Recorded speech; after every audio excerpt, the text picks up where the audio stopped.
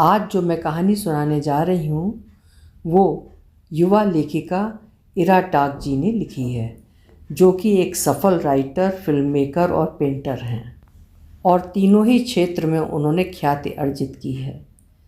तो आज सुनिए उनकी लिखी हुई एक डरावनी कहानी, खौफनाक ड्राइव।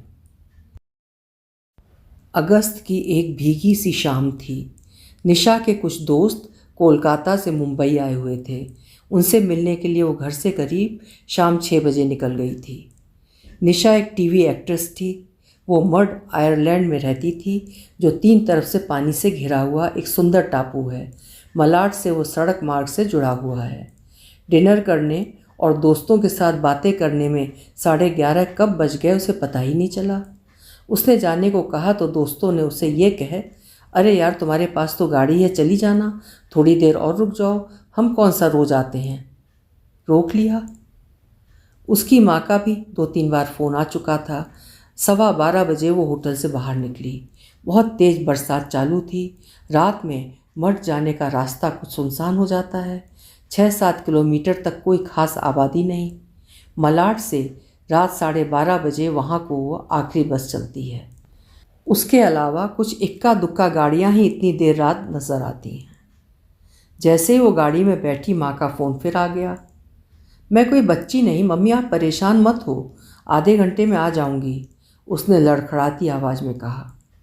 पार्टी में 2 पैग पीने के बाद सुरूर उसके ऊपर हावी था। वो बड़ी रफ्तार से अपनी कार दौड़ा रही थी।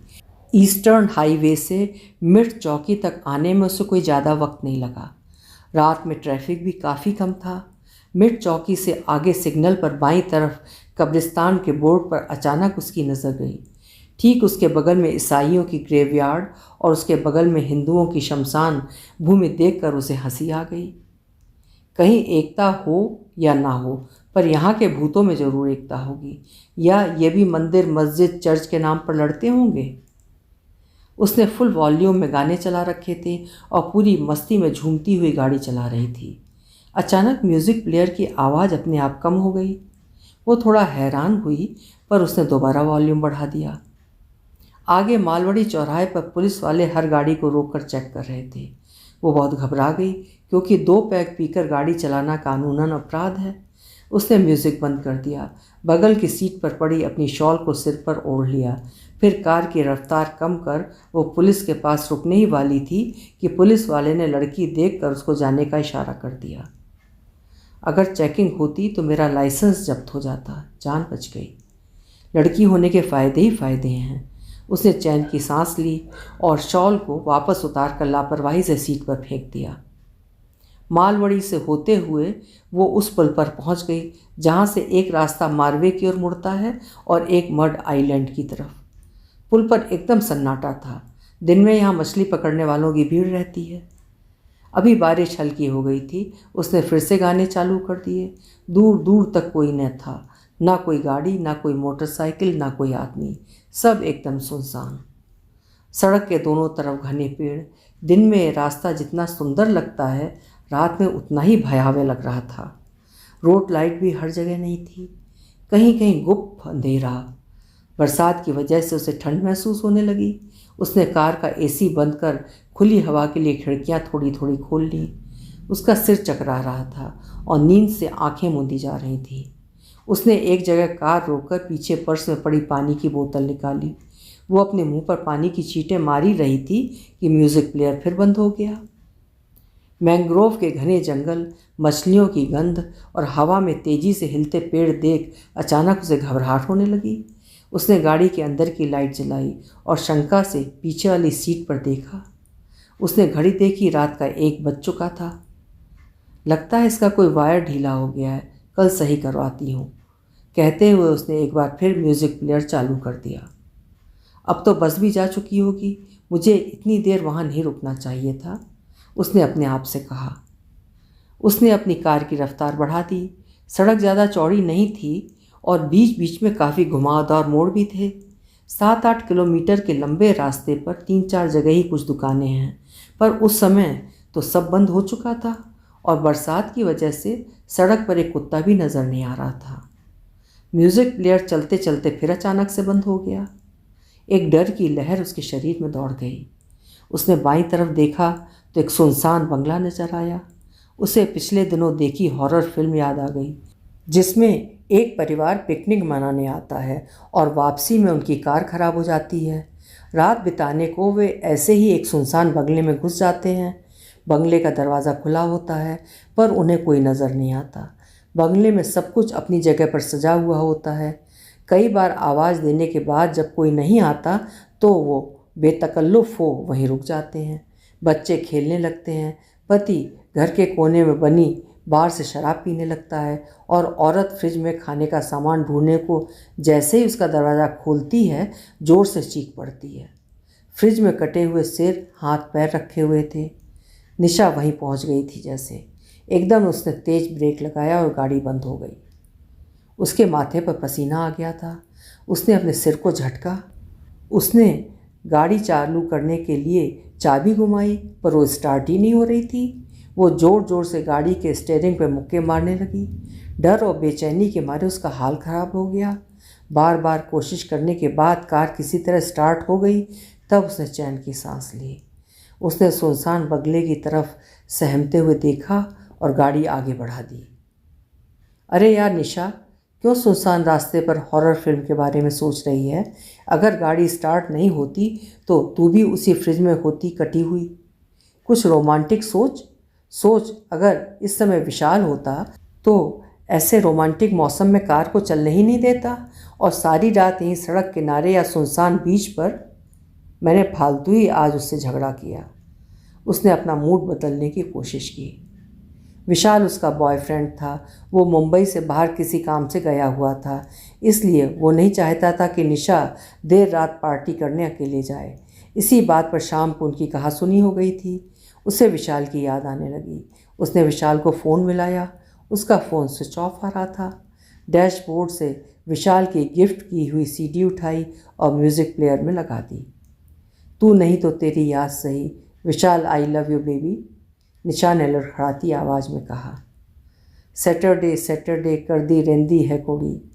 प्लेयर ऑन करते ही बादशाह की आवाज़ में गाना चालू हो गया।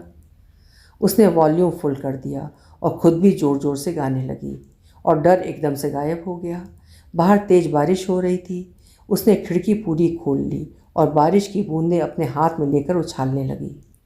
तभी म्यूज़िक प्लेयर फिर बंद हो गया। वो एक झटके में अपने नशे से बाहर आ गई। डर झुरझुरी बन पूरे शरीर पर लौट गया। घबराहट के मारे उसका सांस लेना मुश्किल होने लगा। ये क्या हो रहा है? कहीं कब्रिस्तान से कोई भूत तो गाड़ी में नहीं चढ़ गया? उसने एक बार फिर गाड़ी की लाइट जला डरते डरते पीछे देखा। कोई नहीं था। उसने डैशबोर्ड पर रखे गणेश जी की छोटी मूर्ति को छुआ और माथे से हाथ लगाया। थोड़ी देर आप ही हनुमान जी बन जाओ प्लीज़ गणपति बप्पा। कितना सुनसान है। ऐसे में अगर कार का टायर पंक्चर हो जाए तो, गाड़ी फिर से बंद हो जाए और ना स्टार्ट हो तो। विशाल सही कह रहा था, मुझे नहीं जाना चाहिए था। एक के बाद एक विचार उसके दिमाग में तेज़ी से आने लगे। उसकी दोबारा म्यूज़िक चलाने की हिम्मत ना हुई। पों पों पों अचानक एक गाड़ी के तेज़ हॉर्न से उसकी तंद्रा टूटी। एक पल के लिए तो उसे लगा उसका दिल उछलकर बाहर ही आ जाएगा। उसकी घबराहट कई गुना बढ़ गई। एक सफ़ेद रंग की स्कोडा कार बड़ी तेज़ी से लहराती हुई उसे ओवरटेक कर गई। गाड़ी को देखकर ऐसा लग रहा था उसको चलाने वाले ने जमकर पी रखी हो। मड आइलैंड में रईसजादों की पार्टियों के अड्डे हैं और पुलिस भी इधर कम नज़र आती है। उसे डर लगने लगा, कहीं ये मुझे ओवरटेक कर गाड़ी न रोक ले, कोई मदद को भी नहीं आने वाला और मेरा रेप कर झाड़ियों में फेंक जाए। तरह तरह के बुरे ख्याल उसके दिमाग में आने लगे। अभी तक तो वो भूतों के ख्याल से ही डर रही थी और अब ये असली हैवान आ गए थे। उसकी धड़कनें बढ़ने लगीं। स्कोडा काफ़ी दूर जा चुकी थी। ये देखकर उसको थोड़ी सी राहत मिली। उसने अपनी गाड़ी की रफ्तार कम कर ली, गाड़ी का सेंट्रल लॉक लगाया और खिड़कियां बंद कर दी।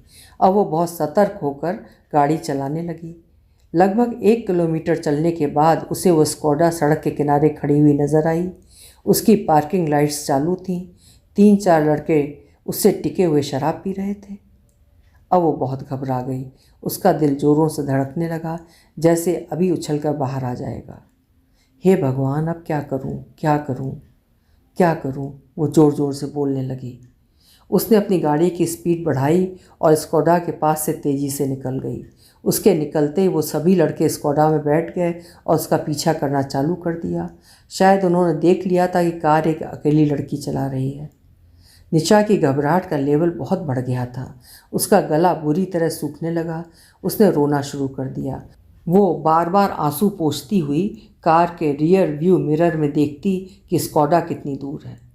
स्कोडा उसके पीछे पीछे हॉर्न बजाती हुई आ रही थी। कभी वो उसके एकदम साइड में ले लेते और कभी ठीक पीछे। गाड़ी में 4-5 लड़के थे जो शोर करते हुए पूरी तरह नशे में थे और ज़ोर ज़ोर से उस पर भद्दी भद्दी फप्तियाँ कस रहे थे। निशा को लगने लगा कि उसके जीवन का आखिरी दिन आ गया। मैंने कभी नहीं सोचा था मुझे इस तरह मरना पड़ेगा। माँ पर क्या बीतेगी। विशाल, काश तुम मेरे साथ होते। वो फपक कर रो पड़ी। अरे अब रुक भी जाने मन, एक आवाज़ ज़ोर से आई। 100 नंबर पर फ़ोन करती हूँ। सोचते हुए निशा ने अपना मोबाइल उठाया। मोबाइल की टच स्क्रीन हैंग हो गई। उसने 2-3 बार कोशिश की। लड़कों ने ज़ोर ज़ोर से हॉर्न बजाना शुरू कर दिया। घबराहट में मोबाइल हाथ से छूट सीट के नीचे गिर गया। उसने एक हाथ से स्टीयरिंग संभालते हुए मोबाइल को ढूंढने की कोशिश की, पर उसकी पहुंच में नहीं आ रहा था। आंसुओं और पसीने से उसका चेहरा तरबतर था। इसे तो रोकना होगा यार, बहुत बल खाकर गाड़ी चला रही है, दूसरे लड़के ने चिल्लाकर कहा। ये नशे में डूबी आवाज़ें उसके कानों में गर्म लावे की तरह घुस रही थीं। उसे अपनी चेतना खोती हुई महसूस होने लगी। अचानक लड़कों ने स्कोडा की रफ्तार बढ़ा।